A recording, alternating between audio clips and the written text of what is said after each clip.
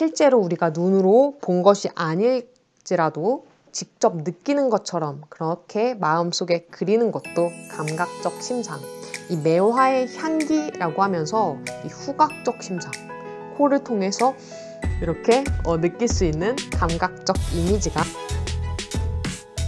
여러분 안녕, 햄플쌤이에요. 오늘은 감각적 심상 같이 배워보도록 할게요. 네, 오늘은 감각적 심상에 대해서 같이 배워보고자 하는데요. 아마도 많은 친구들이 감각적 심상 혹은 감각적 이미지에 대해서 많이 들어봤을 거라는 생각이 듭니다. 다양한 문학작품뿐만이 아니라 문학작품에 해당하는 문제들에서도 이 감각적 심상이란 표현이 정말 많이 등장을 하죠. 그런데 이렇게 궁금증을 가진 친구들도 있을 것 같아요. 선생님, 감각적 심상이요? 많이 들어봤어요. 뭔가 익숙한 표현이에요. 근데 이 감각적 심상의 정확한 의미, 정확한 뜻은 무엇이죠? 라고 이렇게 궁금해하는 친구들이 있을 것 같습니다. 그래서요, 오늘은 이 감각적 심상이란 무엇인지 그 정의에 대해서 같이 낱낱이 살펴볼 것이고요. 이 감각적 심상의 종류, 오늘 총 5가지 살펴보도록 하겠습니다. 오감에 해당하는 감각적 심상의 종류 5가지를 또 살펴보고, 이 오감에 해당하는 감각적 심상의 각각의 예시들까지 같이 살펴보면서 정리를 하며 마무리를 해보도록 할게요. 네, 감각적 심상의 정의부터 같이 보도록 할게요. 이 감각적 심상의 감각을 보면요. 이 감각은 감과 각으로 이루어져 있습니다. 이 감은요, 느끼다 라는 뜻을 가진 한자어고요. 이 각은 깨닫다 라는 뜻을 가진 한자어입니다. 즉, 이 감각이라는 것은 느끼고 깨닫는 것이라는 거죠. 여러분, 우리는 언제 느끼고 깨달을 수 있을까요? 지금 햄톨 국어를 유튜브를 통해서 보고 있죠. 여러분의 눈을 통해서요. 그쵸? 그래서 이 눈 혹은 시각과 같은 것으로 우리는 느끼고 깨달을 수 있고, 또 귀를 통해 소리를 들을 수도 있죠. 또 코를 통해서 냄새를 이렇게 맡을 수도 있고, 혀를 통해서 맛을 느낄 수도 있고, 이런 살갗, 피부를 통해서 우린 촉각을 느낄 수도 있습니다. 이렇게 이 감각은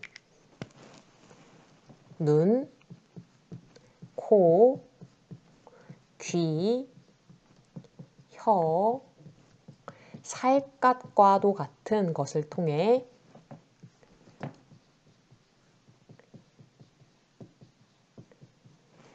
밖에 있는 바깥 자극을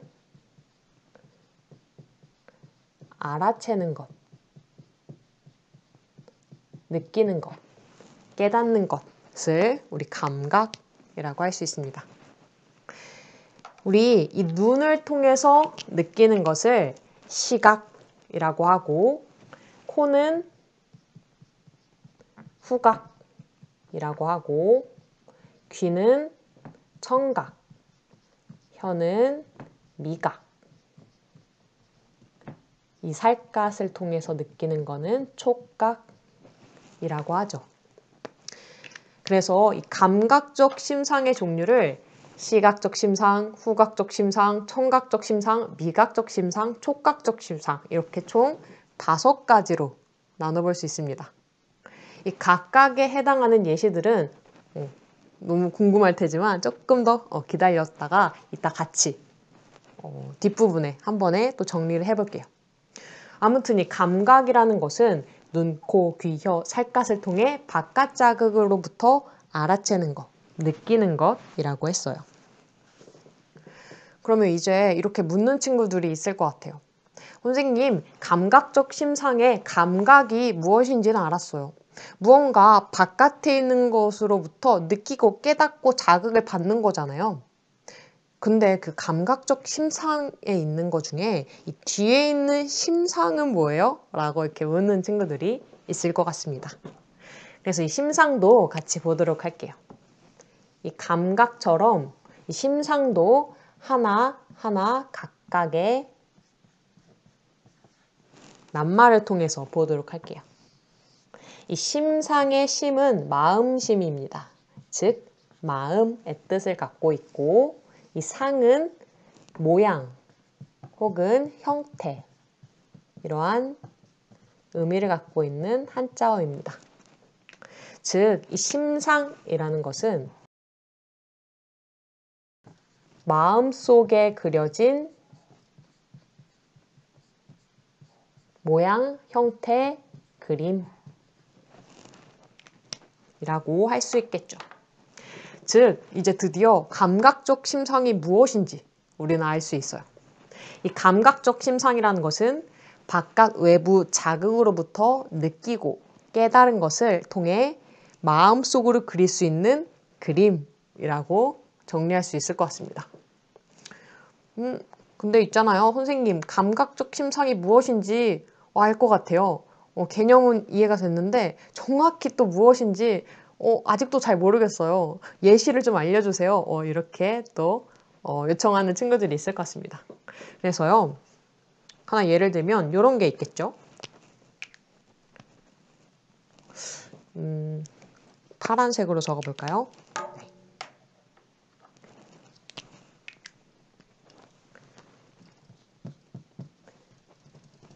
향긋한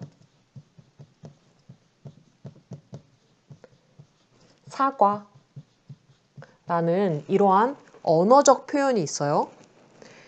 향긋한 사과라는 언어로 된 이 문자가 있다라고 봐요. 언어적 표현. 이러한 언어적 표현을 보고 우리는 마음속에 이러한 그림을 그릴 수 있다는 거예요. 선생님은 이 향긋한 사과라는 언어적 표현을 보니까 이러한 마음속에 그림이 그려졌어요. 선생님은 이렇게 생긴 초록색 청사과가 생각이 났어요. 근데 이거는 사람마다 조금 다를 수 있겠죠, 심상은. 선생님 청사과가 생각났지만 또 다른 친구들은 빨간색, 마치 백설공주가 먹었을 것 같은 빨간색 사과를 생각할 수도 있을 것 같고요. 이렇게 향긋한 사과와 같이 언어적으로, 즉 글자로 표현된 것을 이러한 마음속의 그림으로 다시 구현해내는 것, 다시 재구성하는 것을 우리 심상이라고 할 수 있겠습니다.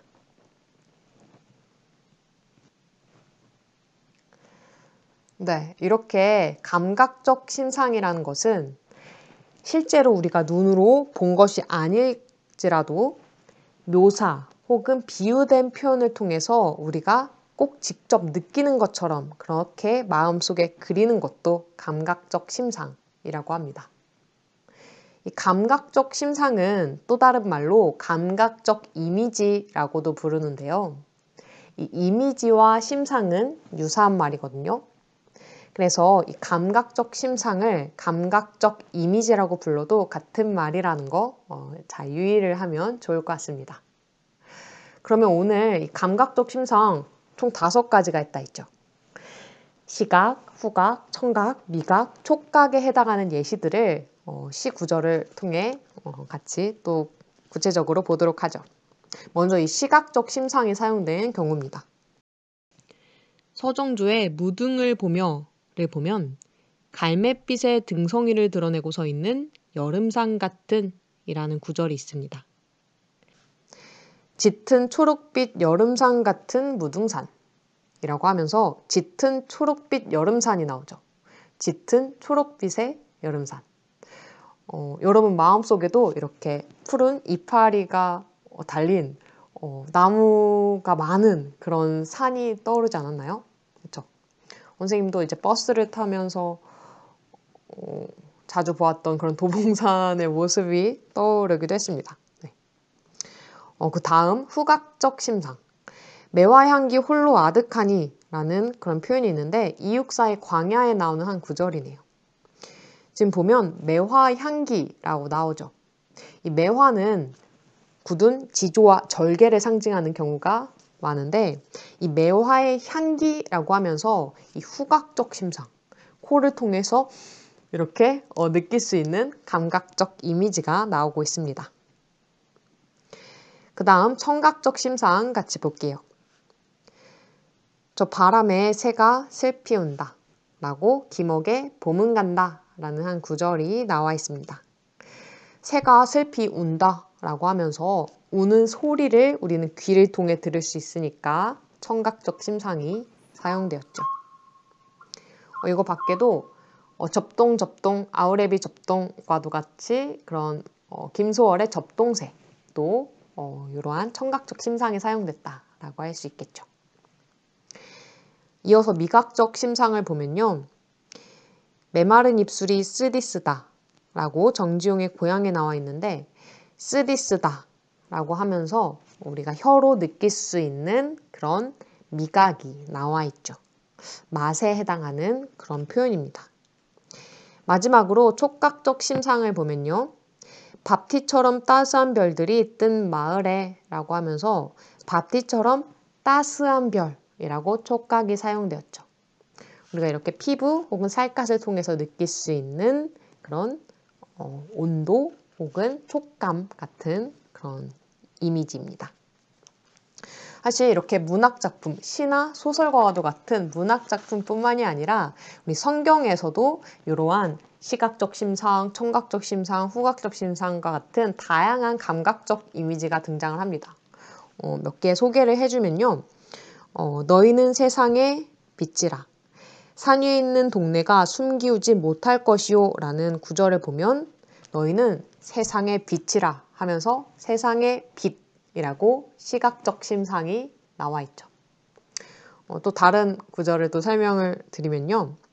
그의 나타나심은 새벽빛같이 어김없나니 비와 같이 땅을 적시는 늦은 비와 같이 우리에게 임하시리라 하니라.